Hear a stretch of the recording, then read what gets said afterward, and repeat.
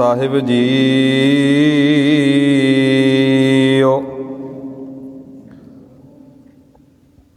ਇੱਕ ਓੰਕਾਰ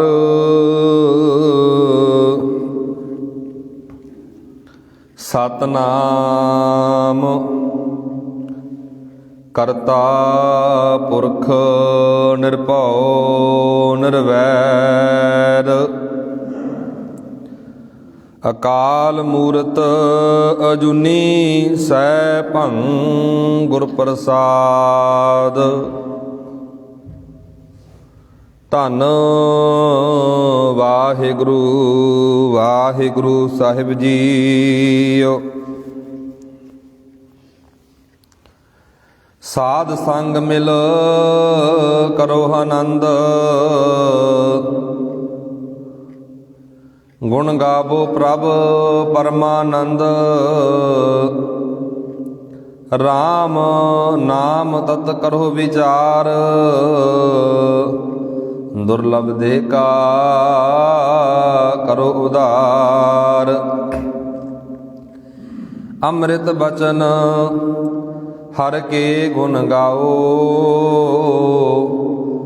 ਪ੍ਰਾਨ ਤਰਨ ਕਾ ਇਹ ਸੁਆਓ। ਆਠ ਪਹਿਰ ਪ੍ਰਭ ਪੇਖੋ ਨੇਰਾ,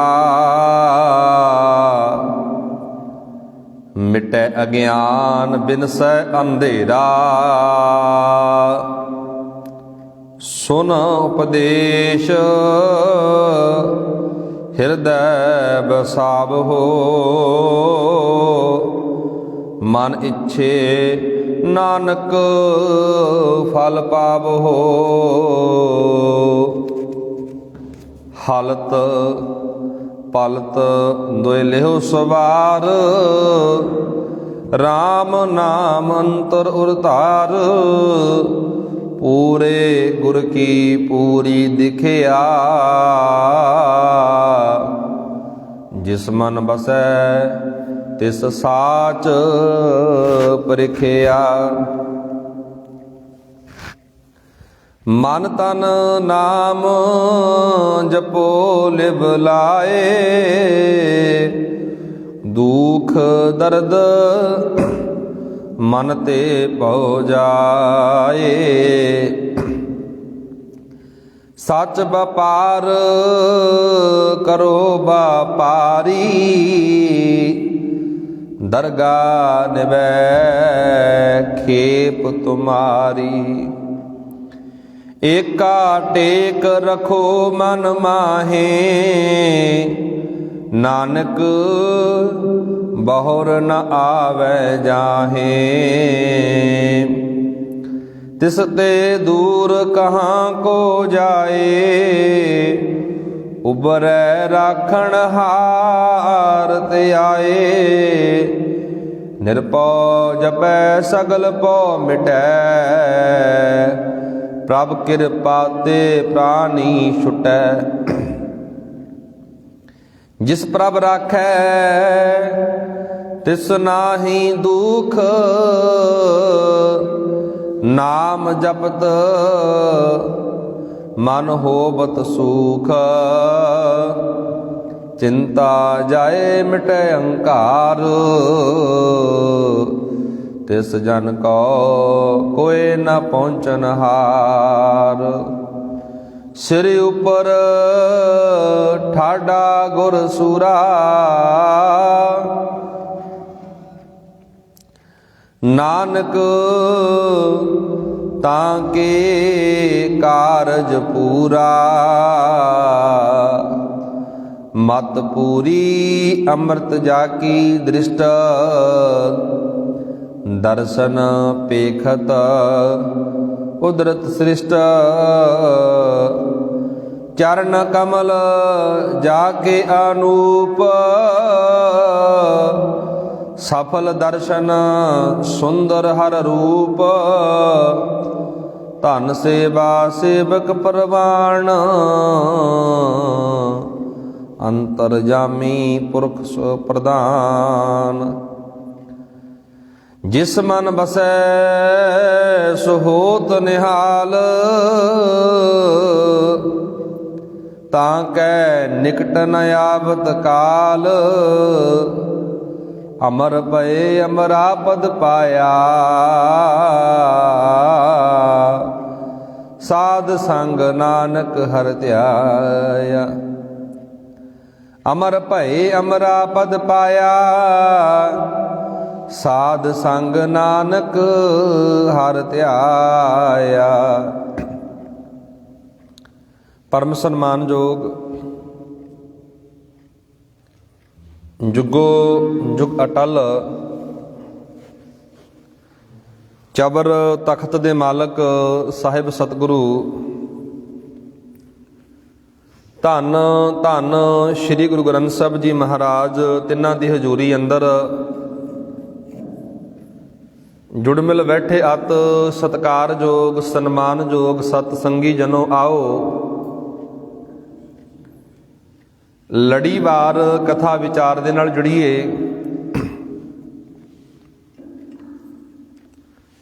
ਲੜੀਵਾਰ ਚੱਲ ਰਹੀ ਕਥਾ ਵਿਚਾਰ ਗੌੜੀ ਸੁਖਮਣੀ ਮਹਿਲਾ ਪੰਜਵਾ। ਗੁਰੂ ਗ੍ਰੰਥ ਸਾਹਿਬ ਦਾ ਪਾਵਨ ਪਵਿੱਤਰ ਅੰਕ 293। ਲੜੀਵਾਰ 22 ਨੰਬਰ ਅਸ਼ਟਪਦੀ ਚੱਲ ਰਹੀ ਹੈ ਜੀ। ਸੁਖਮਨੀ ਸਾਹਿਬ ਦੀ ਵਿਚਾਰ ਆਪਾਂ ਕਰ ਰਹੇ ਹਾਂ। ਕੁੱਲ ਅਸ਼ਟਪਦੀਆਂ 24 ਨੇ। ਆਪਾਂ 22 ਨੰਬਰ ਅਸ਼ਟਪਦੀ ਤੇ ਪਹੁੰਚੇ ਹਾਂ। ਆਓ ਗੁਰਮੁਖੋ ਵਿਚਾਰਾਂ ਦੀ ਆਰੰਭਤਾ ਕਰਨ ਤੋਂ ਪਹਿਲਾਂ ਜਿੰਨੀ ਵੀ ਸੰਗਤ ਧੰਨ ਧੰਨ ਗੁਰੂ ਤੇਗ ਬਹਾਦਰ ਸਾਹਿਬ ਮਹਾਰਾਜ ਤਿੰਨਾਂ ਦੇ ਦਰਬਾਰ ਅੰਦਰ ਸੱਜ ਕੇ ਜੁੜ ਕੇ ਬੈਠੀ ਹੈ, ਆਓ ਵਿਚਾਰਾਂ ਦੀ ਆਰੰਭਤਾ ਕਰਨ ਤੋਂ ਪਹਿਲਾਂ ਸਤਿਗੁਰਾਂ ਤੋਂ ਲਈਏ ਆਗਿਆ। ਦੋਵੇਂ ਹੱਥ ਜੋੜ ਕੇ ਬੁਲੰਦ ਆਵਾਜ਼ ਵਿੱਚ ਆਖੋ ਜੀ ਵਾਹਿਗੁਰੂ ਜੀ ਕਾ ਖਾਲਸਾ ਵਾਹਿਗੁਰੂ ਜੀ ਕੀ ਫਤਿਹ।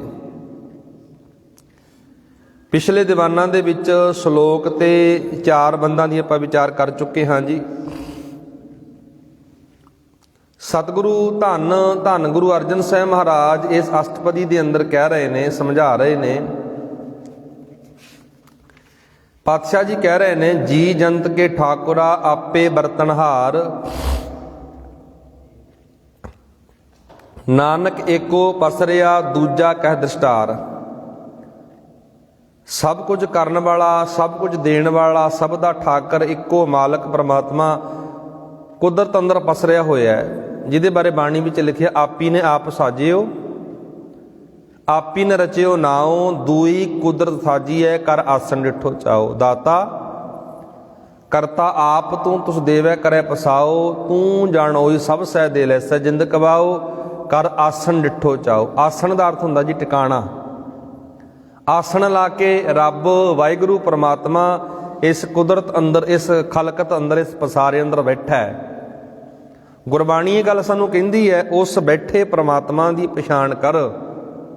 ਆਪਣੇ ਆਪੇ ਦੇ ਵਿੱਚੋਂ, ਆਪਣੇ ਆਲੇ ਦੁਆਲੇ ਦੇ ਵਿੱਚੋਂ, ਸੰਸਾਰ ਅੰਦਰੋਂ, ਖਲਕਤ ਅੰਦਰੋਂ। 5 ਨੰਬਰ ਬੰਦ ਜਿਹੜਾ ਸ਼ੁਰੂ ਹੁੰਦਾ ਜੀ, ਗੁਰੂ ਅਰਜਨ ਸਾਹਿਬ ਮਹਾਰਾਜ 5 ਨੰਬਰ ਬੰਦ ਅੰਦਰ ਕਹਿ ਰਹੇ ਨੇ ਸਾਧ ਸੰਗ ਮਿਲ ਕਰੋ ਆਨੰਦ ਗੁਣ ਗਾਵੋ ਪ੍ਰਭ ਪਰਮਾਨੰਦ। ਸਤਿਗੁਰ ਮਹਾਰਾਜ ਕਹਿੰਦੇ ਪਰਮ ਖੁਸ਼ੀਆਂ ਵਾਲੇ ਪ੍ਰਭੂ ਦੀ ਸਿਫਤ ਸਲਾਹ ਕਰਿਆ ਕਰੋ, ਜਿਹਦੇ ਕੋਲੋਂ ਸਾਰੀਆਂ ਖੁਸ਼ੀਆਂ ਮਿਲਦੀਆਂ ਨੇ। ਜਿਹੜਾ ਵਾਹਿਗੁਰੂ ਸਾਨੂੰ ਖੁਸ਼ੀਆਂ ਦਿੰਦਾ, ਆਨੰਦ ਦਿੰਦਾ, ਉਸ ਰੱਬ ਦੀ ਵਡਿਆਈ ਕਰਨੀ ਬਣਦੀ ਹੈ, ਉਸ ਰੱਬ ਦੀ ਸਿਫਤ ਕਰਨੀ ਬਣਦੀ ਹੈ ਨਾ। ਸਾਨੂੰ ਖੁਸ਼ੀਆਂ ਦੇਣ ਵਾਲਾ, ਸਾਨੂੰ ਆਨੰਦ ਦੇਣ ਵਾਲਾ ਕੌਣ ਆ? ਇੱਕ ਪਰਮਾਤਮਾ ਵਾਹਿਗੁਰੂ। ਪਾਤਸ਼ਾਹ ਜੀ ਕਹਿੰਦੇ ਸੰਗਤ ਵਿੱਚ ਮਿਲ ਕੇ, ਸੰਗਤ ਵਿੱਚ ਮਿਲ ਕੇ ਆਤਮਿਕ ਆਨੰਦ ਮਾਣੋ। ਹੁਣ ਇਹਨੂੰ ਧਿਆਨ ਨਾਲ ਸਮਝਿਓ ਜੀ। ਇੱਕ ਤਾਂ ਬੰਦਾ ਆਨੰਦ ਲੈਂਦਾ ਬਾਹਰੀ ਪਦਾਰਥਾਂ ਦੇ ਵਿੱਚੋਂ। ਆਨੰਦ ਵੀ 2 ਪ੍ਰਕਾਰ ਦਾ ਨਾ, ਇੱਕ ਤਾਂ ਸਰੀਰ ਦਾ ਆਨੰਦ ਹੈ, ਇੱਕ ਮਨ ਦਾ ਆਨੰਦ ਹੈ। ਸਰੀਰ ਵੀ ਆਨੰਦ ਲੈਂਦਾ ਹੈ, ਮਨ ਵੀ ਆਨੰਦ ਲੈਂਦਾ ਹੈ, ਰਸਨਾ ਵੀ ਆਨੰਦ ਲੈਂਦੀ ਹੈ, ਕੰਨ ਵੀ ਆਨੰਦ ਲੈਂਦੇ ਨੇ। ਆਨੰਦ ਦਾ ਅਰਥ ਹੈ ਖੁਸ਼ੀ, ਟਿਕਾ, ਇੱਥੇ ਆਪਾਂ ਗੱਲ ਕਰ ਰਹੇ ਹਾਂ ਧਾਰਮਿਕ ਦਾਇਰੇ ਅੰਦਰ ਗੁਰਬਾਣੀ ਦੇ ਮੁਤਾਬਕ। ਸਤਿਗੁਰੂ ਮਹਾਰਾਜ ਕਹਿੰਦੇ ਆਨੰਦ ਪਤਾ ਕਿਵੇਂ ਮਿਲਦਾ ਹੈ? ਆਨੰਦ ਜੇ ਪ੍ਰਾਪਤ ਕਰਨਾ ਹੈ, ਮਹਾਰਾਜ ਕਹਿੰਦੇ ਸਭ ਤੋਂ ਪਹਿਲਾਂ ਇੱਕ ਵਾਹਿਗੁਰੂ ਦੀ ਸਿਫਤ ਕਰਿਆ ਕਰ। ਦੁਨਿਆਵੀ ਸਿਫਤਾਂ ਸਭ ਝੂਠੀਆਂ ਨੇ। ਦੁਨੀਆ ਨਾ ਸਲਾਹ ਜੋ ਮਰ ਬੰਝ ਸੀ, ਲੋਕਾਂ ਨਾ ਸਲਾਹ। ਲੋਕਾਂ ਨੂੰ ਸਲਾਉਣਾ, ਦੁਨੀਆ ਨੂੰ ਸਲਾਉਣਾ ਛੱਡ ਦੇ। ਇਹ ਸਿਫਤਾਂ ਝੂਠੀਆਂ ਨੇ। ਜੇ ਸਿਫਤ ਕਰਨੀ ਹੈ ਇੱਕ ਰੱਬ ਦੀ, ਇੱਕ ਪ੍ਰਮਾਤਮਾ ਦੀ ਕਰਿਆ ਕਰ। ਸਾਧ ਸੰਗ ਮਿਲ ਕਰੋ ਆਨੰਦ, ਸੰਗਤ ਵਿੱਚ ਆ ਕਰਕੇ ਹੇ ਭਾਈ ਆਨੰਦ ਕਰੋ। ਆਨੰਦ ਵਿੱਚ ਆਵੋ, ਆਨੰਦ ਪੈਦਾ ਹੁੰਦਾ ਹੈ। ਆਪਾਂ ਗੱਲ ਕਰ ਰਹੇ ਸੀ ਆਨੰਦ ਦੀ। ਸਰੀਰ ਦਾ ਆਨੰਦ ਹੈ, ਵਧੀਆ ਮਕਾਨ ਹੋਵੇ, ਵਧੀਆ ਘਰ-ਬਾਰ ਹੋਵੇ। ਇਹ ਸਰੀਰਕ ਤੌਰ ਤੇ ਆਨੰਦ ਲੈ ਰਹੇ ਹਾਂ। ਇੱਕ ਮਨ ਦਾ ਆਨੰਦ ਹੈ। ਮਨ ਦਾ ਆਨੰਦ ਗੁਰਬਾਣੀ ਵਿੱਚੋਂ ਮਿਲਦਾ ਹੈ। ਆਪਾਂ ਇੱਕ ਬਚਨ ਪੜ੍ਹਦੇ ਹੁੰਦੇ ਹਾਂ ਜੀ, ਸਤਿਗੁਰੂ ਮਹਾਰਾਜ ਤੀਸਰੇ ਮਹਾਰਾਜ ਦਾ ਅਖੀਰਲੀ ਜਿਹੜੀ ਪੌੜੀ ਹੈ ਉਹਦੇ ਵਿੱਚ ਆਨੰਦ ਸੁਣੋ ਬੜ ਭਾਗੀ ਹੋ। ਵੱਡੇ ਭਾਗਾਂ ਵਾਲਿਓ ਆਨੰਦ ਸੁਣੋ। ਕਿਵੇਂ ਆਨੰਦ ਪੈਦਾ ਹੁੰਦਾ? ਸਤਿਗੁਰ ਦਾ ਜ਼ਿੰਦਗੀ ਵਿੱਚ ਆ ਜਾਣਾ, ਵਾਹਿਗੁਰੂ ਦਾ ਜ਼ਿੰਦਗੀ ਵਿੱਚ ਆ ਜਾਣਾ, ਇਹ ਆਨੰਦ ਹੈ। ਸਤਿਗੁਰ ਜਦੋਂ ਨੇੜੇ ਵੇਖ ਲਿਆ, ਸਤਿਗੁਰੂ ਨੂੰ ਜਦੋਂ ਮੈਂ ਆਪਣੇ ਅੰਦਰੋਂ ਵੇਖ ਲਿਆ, ਫਿਰ ਜ਼ਿੰਦਗੀ ਵਿੱਚ ਆਨੰਦ ਪੈਦਾ ਹੁੰਦਾ ਹੈ। ਸਤਿਗੁਰੂ ਜੀ ਕਹਿ ਰਹੇ ਨੇ ਸਾਧ ਸੰਗ ਮਿਲ ਕਰੋ ਆਨੰਦ, ਗੁਣ ਗਾਵੋ, ਗੁਣ ਗਾਵੋ ਪ੍ਰਭ ਪਰਮਾਨੰਦ। ਪਰਮਾਨੰਦ ਕੀ ਹੈ ਜੀ? ਪ੍ਰਮਾਤਮਾ। ਉਸ ਪਰਮਾਨੰਦ ਦੇ ਸਾਰਿਆਂ ਨੂੰ ਜਿਹੜਾ ਖੁਸ਼ੀਆਂ ਦਿੰਦਾ ਹੈ, ਉਸ ਮਾਲਕ ਦੇ ਗੁਣ ਗਾਇਆ ਕਰੋ। ਅੱਗੇ ਮਹਾਰਾਜ ਕਹਿ ਰਹੇ ਨੇ ਰਾਮ ਨਾਮ ਤਤ ਕਰੋ ਵਿਚਾਰ, ਦੁਰਲਭ ਦੇ ਕਾ ਕਰੋ ਉਧਾਰ। ਗੁਰੂ ਅਰਜਨ ਸਾਹਿਬ ਮਹਾਰਾਜ ਕਹਿ ਰਹੇ ਨੇ ਰਾਮ ਨਾਮ, ਪ੍ਰਭੂ ਦੇ ਨਾਮ ਦੇ ਭੇਦ ਨੂੰ ਵਿਚਾਰੋ। ਇਸ ਮਨੁੱਖਾ ਸਰੀਰ ਦਾ ਬਚਾਓ ਕਰੋ ਜੋ ਬੜੀ ਮੁਸ਼ਕਲ ਨਾਲ ਮਿਲਦਾ ਹੈ। ਪਰਮਾਤਮਾ ਦੇ ਨਾਮ ਨੂੰ ਜ਼ਿੰਦਗੀ ਦਾ ਆਧਾਰ ਬਣਾਓ। ਰਾਮ ਨਾਮ ਤਤ ਕਰੋ ਵਿਚਾਰ। ਵਿਚਾਰ ਕਰੋ ਪਰਮਾਤਮਾ ਦੇ ਨਾਮ ਦੀ, ਉਹਨੂੰ ਵਿਚਾਰੋ। ਦੁਰਲਭ ਦੇਹ ਕਾ ਕਰੋ ਉਧਾਰ। ਆ ਜਿਹੜੀ ਦੇਹ ਆ ਨਾ, ਦੇਹ ਸਰੀਰ, ਇਹ ਬੜਾ ਕੀਮਤੀ ਹੈ ਜੀ। ਬਾਬਾ ਕਬੀਰ ਜੀ ਕਹਿੰਦੇ ਗੱਲ ਚੇਤੇ ਕਰ ਲਿਓ, ਸਰੀਰ ਇੱਕ ਵਾਰ ਮਿਲਦਾ, ਵਾਰ-ਵਾਰ ਨਹੀਂ ਮਿਲਦਾ। ਦੁਨੀਆ ਦੇ ਅੰਦਰ ਆਪਾਂ ਸੰਸਾਰਕ ਪਸਾਰੇ ਨੂੰ ਵੇਖਦੇ ਆ ਨਾ, ਸੰਸਾਰ ਅੰਦਰ ਕਿੰਨਾ ਕੁਝ ਚੱਲਦਾ ਜੀ। ਸੰਸਾਰ ਅੰਦਰ ਕਿੰਨਾ ਕੁਝ ਵਾਪਰ ਰਿਹਾ ਹੈ। ਗੁੱਸੇ ਦੇ ਕਾਰਨ, ਲੜਾਈ ਦੇ ਕਾਰਨ ਬੰਦਾ ਆਪਣੇ ਪ੍ਰਾਣ ਤਿਆਗ ਦਿੰਦਾ ਹੈ, ਕਿਉਂਕਿ ਆਪਣੇ ਆਪੇ ਤੇ ਆਪਣੇ ਮਨ ਤੇ ਕੰਟਰੋਲ ਨਹੀਂ ਰਿਹਾ ਨਾ। ਗੁਰਬਾਣੀ ਦੇ ਅੰਦਰ, ਗੁਰੂ ਗ੍ਰੰਥ ਸਾਹਿਬ ਦੇ ਅੰਦਰ ਸਾਰੀਆਂ ਵਿਚਾਰਾਂ ਸਾਨੂੰ ਖੁੱਲ੍ਹ ਕੇ ਸਮਝਾਈਆਂ ਗਈਆਂ। ਆਪਾਂ ਸਾਰੇ ਪਰਿਵਾਰਕ ਜੀ ਬੈਠੇ ਹਾਂ, ਪਰਿਵਾਰਕ ਮੈਂਬਰ ਬੈਠੇ ਹਾਂ। ਅਕਸਰ ਪਰਿਵਾਰ ਦੇ ਅੰਦਰ ਬਹੁਤ ਕੁਝ ਵਾਪਰ ਜਾਂਦਾ ਹੈ, ਪਰ ਉਹਨੂੰ ਜ਼ਿੰਦਗੀ ਵਿੱਚ ਹੰਢਾਉਣਾ, ਜ਼ਿੰਦਗੀ ਵਿੱਚ ਕਮਾਉਣਾ, ਉਸ ਗੱਲ ਨੂੰ ਸਹਿਣ ਕਰਨਾ ਸਤਿਗੁਰੂ ਦੀ ਬਾਣੀ ਸ਼ਕਤੀ ਦਿੰਦੀ ਹੈ ਸਾਨੂੰ। ਇਹ ਸਤਿਗੁਰੂ ਦੀ ਬਾਣੀ ਸਾਨੂੰ ਐਨਰਜੀ ਦਿੰਦੀ ਹੈ ਕਿਵੇਂ ਸਮਾਜ ਅੰਦਰ ਵਿਚਰਨਾ ਹੈ। ਇੱਥੇ ਜਿਹੜੀ ਆਪਾਂ ਵਿਚਾਰ ਕਰ ਰਹੇ ਸੀ ਇਸ ਪੰਕਤੀ ਦੀ,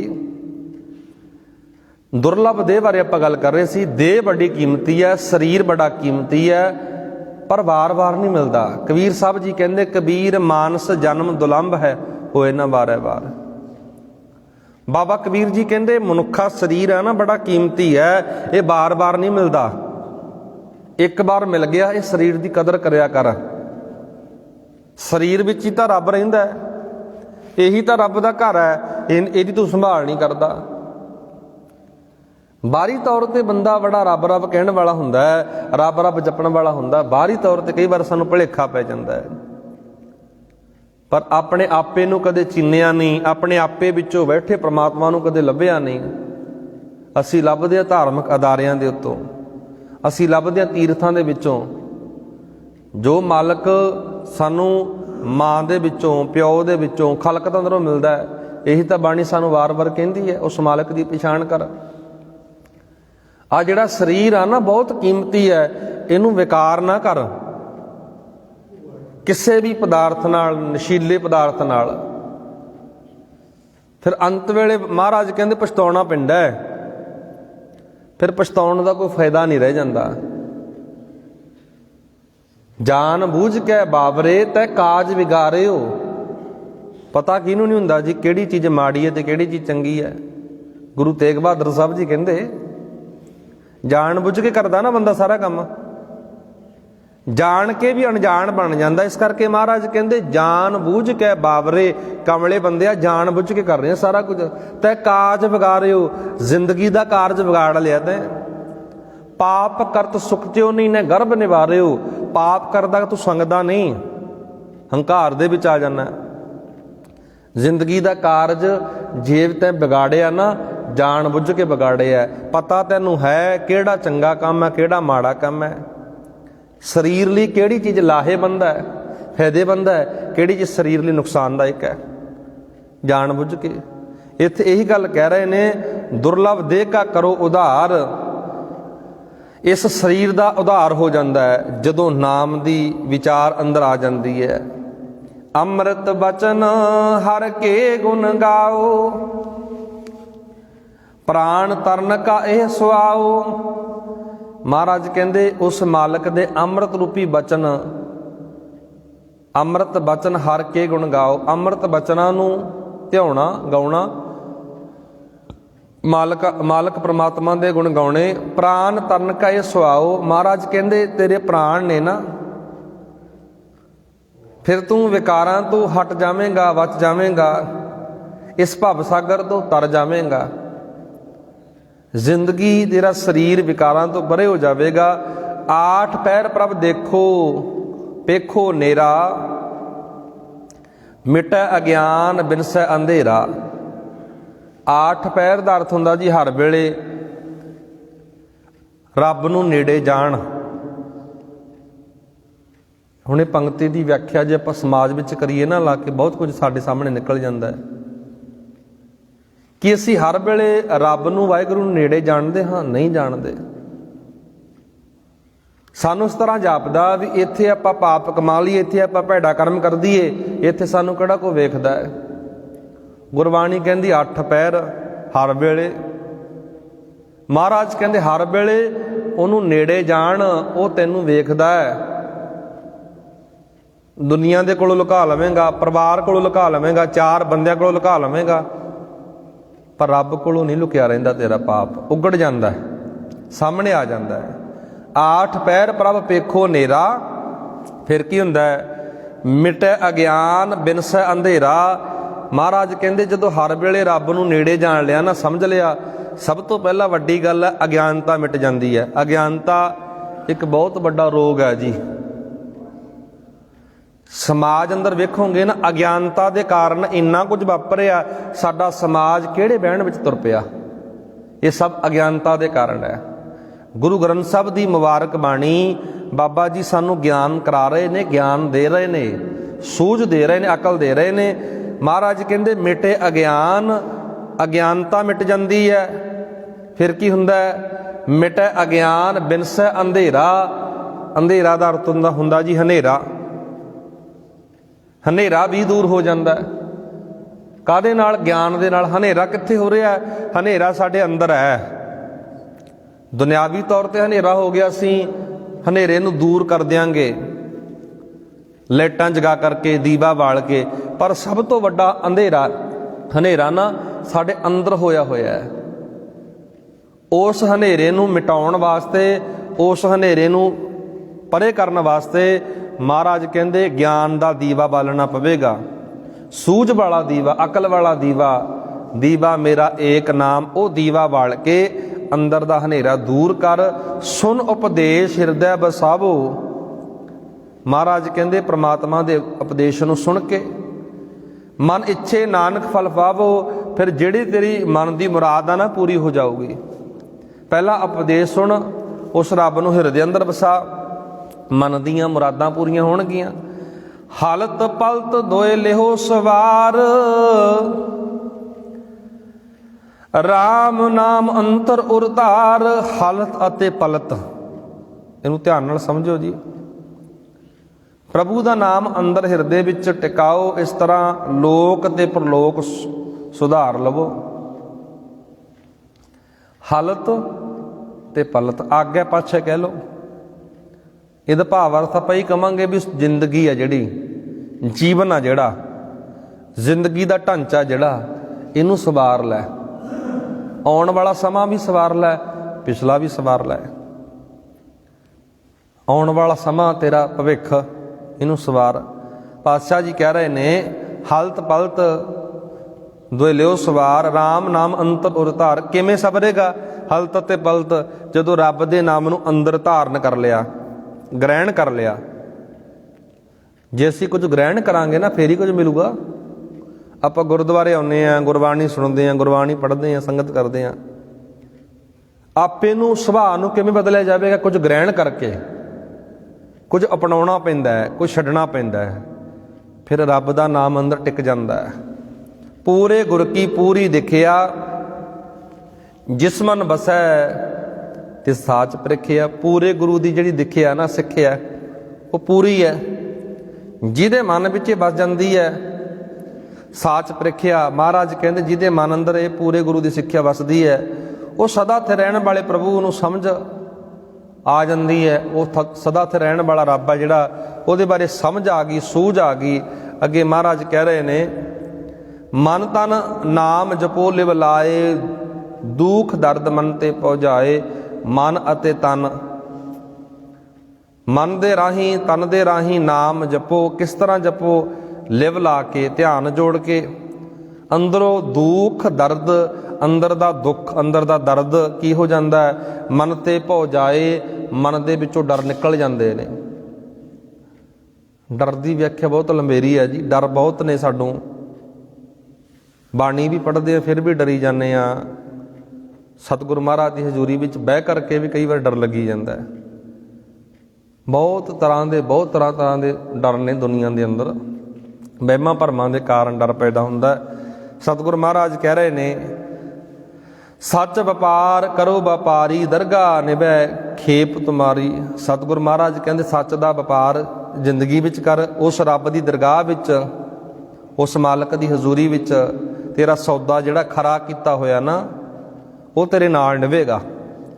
ਏਕਾ ਟੇਕ ਰੱਖੋ ਮਨ ਮਾਹੇ, ਨਾਨਕ ਬਹੁਰ ਨਾ ਆਵੇਂ ਜਾਏ। ਇੱਕ ਤੇ ਵਿਸ਼ਵਾਸ ਰੱਖੋ, ਇੱਕ ਤੇ ਭਰੋਸਾ ਰੱਖੋ। ਤੇਰਾ ਆਉਣਾ ਤੇ ਜਾਣਾ, ਜੰਮਣਾ ਤੇ ਮਰਨਾ ਆਤਮਿਕ ਤੌਰ ਤੇ ਮਿਟ ਜਾਵੇਗਾ।